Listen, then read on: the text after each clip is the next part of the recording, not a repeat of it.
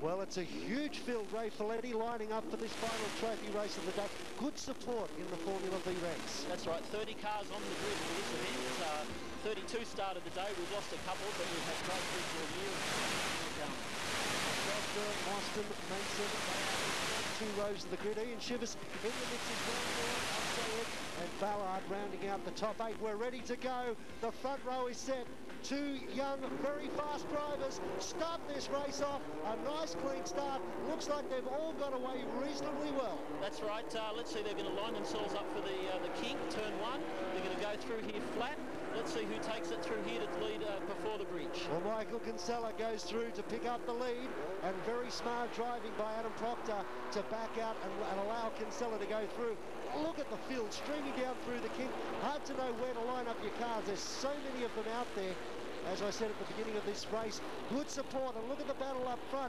Sitting in third, John Mostyn. He secured third down in that first turn. That's right. Look, they're lining themselves up. They're going to hit the bumps. Michael's, he's got the tail hanging out on his car. I wonder what his setup is for this event. Well, look at that. This gives you what these cars are like, an idea what these cars are like on cold tyres. They dance all over the circuit, but unfortunately for the drivers, great for us. It doesn't get much better when they warm up too. They slip, they slip. Driver control, put the power down in this open wheeler class. Look, Grant, I call it rock and roll racing, mate. They bump, they shake, mate, the noise is just excruciating. There are teeth-rattling vibrations. It's just an amazing thing to drive one of these cars. And as you can see here, slipstreaming very important within this class. Look at Kinsella. He's already pulled out what is, I think, the Formula V standards at least. John Mostyn sitting right in behind Adam Proctor, the Caltex Haviline racing machine, sitting there in second. And let's see what John Mostyn can do. Is he in the slipstream? He is. Adam's just blocking the line a bit. Michael's got a good run coming onto the straight there. They can't seem to catch him until about the brakes here, I'd say. Did you see Mostyn then got right over the top of the ripple strip, probably had half the car out on the grass as he tried to find a way around Adam Proctor, who's guarding his racing line exceptionally well. The interesting thing about this is, you know, you look at John Mostyn, you think he could have a big lunge up the inside, but it's not going to pay off unless he can get the power down cleanly and get a smooth run out of the corner. Yeah, that's right, but also it's a bit early in the race. The Dunlop tyres are still a bit cool. I can see Michael Kinsella's hanging that tail around some of these fast corners. He can't do that for too much because otherwise he'll overheat. He could be a problem by about lap 5 in this race. Zain Al Sayed and Darren Mason further back in the field involved in a battle of their own as we watch these leading three. And John Mostyn starting to get a little bit impatient now, trying to find a way past Proctor. Let's see if he has a go on the brakes down into this section of the circuit. No, sits right behind Proctor. He's lining him up for a slipstreaming overtaking manoeuvre on the start-finish straight. That's going to be a great dice down into turn 1. Right over here, we're watching Guy Lingard in the Jabiru. That's Tom Ballard. What's Tom Ballard doing way back there in his 1600? But back to the front, again, Michael Kinsella's just pulled out a good gap going through BP coming onto the straight. Oh, look, Mostyn's just got Proctor, and again, look, they're going to catch, they've caught up to Kinsella just a touch. I don't think Kinsella's car's really set up for turn 1, or at the end, coming onto the straight, sorry, but not at the end of the straight. Well, watch Mostyn gets to the inside. Proctor has no choice but to back out of it. The car's sliding down through the kink, and as you say, he's picked up a mountain of ground, has Mostyn towards our race leader, Michael Kinsella. This is a good dice further back in the field too. That's right, these are the leaders of the 1200 class. We've got Ryan Stott in the LJ Hooker Menai Jason, just ahead of Matthew Pearce in the ex-Ben Porter Jason. They're going to battle it out for the rest of the race, I'm sure. Well, John Mostyn, not content with second, gets right up behind Michael Kinsella as they come onto the start-finish straight to clock up another lap.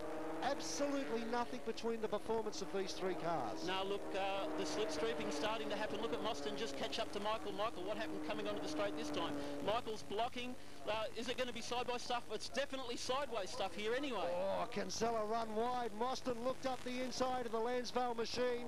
Decided, did Mostyn to back out of it and fight on late. A bit of dust coming up in turn 2 too, so one of them obviously getting way out into the dirt. See how hard they're pushing, locking up tyres down in the braking area. Look, I'd say something's not quite right with Michael's car. He was pulling away in the first few laps, but they're right on his tail now. I don't know if he's going to have to block for the rest of the race. He's got a 20-point lead over Adam Proctor coming into this race in the state championship, Now that means that Adam's going to have to win every race, with Michael coming second.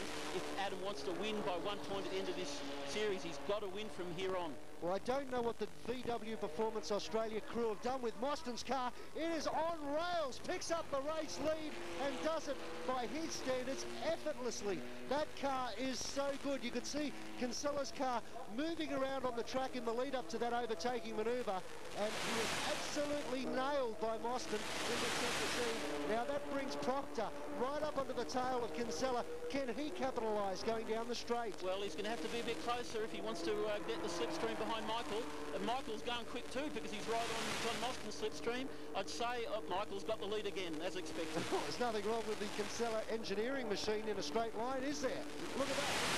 One foul swoop. Now this is Formula V racing. That's right, but I'm looking at the rear tyres on Michael's car. He's sliding at the back a lot. He's going to have to be driving a lot more smoothly if he's going to finish this race where he is at the moment. Well, here's the overtaking manoeuvre down into the left-hander, and John Mostyn controls the inside line.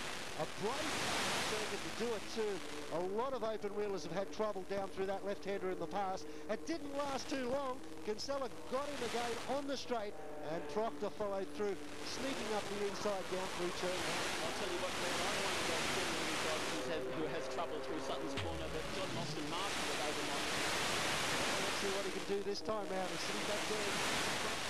Something about to come into play too, Ray. Is that a big thing in Formula V racing? Oh, look, it definitely can be. Look, just the other day I saw one car lose 2 seconds in 2 corners, and there's a lot of luck involved. Let's see what happens here. Well, look at Mostyn right up behind Proctor. They go over the top of the dog leg. That's where they caught the traffic.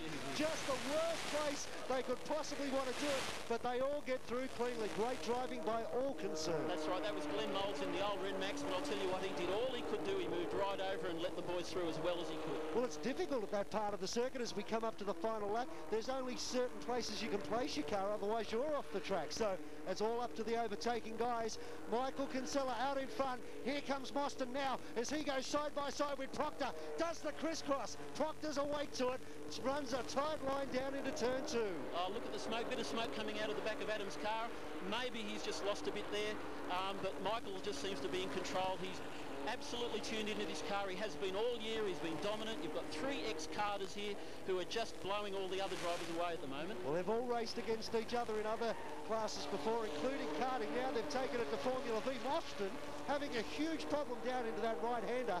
The back of his machine jumping off the ground almost. Look, that's right. Look, that's a terrible part of the track. I know my car understeers all the way off the bridge, and they're coming into the S's here tight due to that slower car. That slowed them down, but Michael's done well. Well, what can Mostyn do now? He's sitting back there in third. He's got Proctor in front. Kinsella runs a wide line down through the left-hander. That's cost him a bit of time. Proctor gets a run over the top of the dog leg. They're on the final lap. Let's see if he goes for the inside overtaking manoeuvre. No. Kinsella protects the line. Reasonably effective.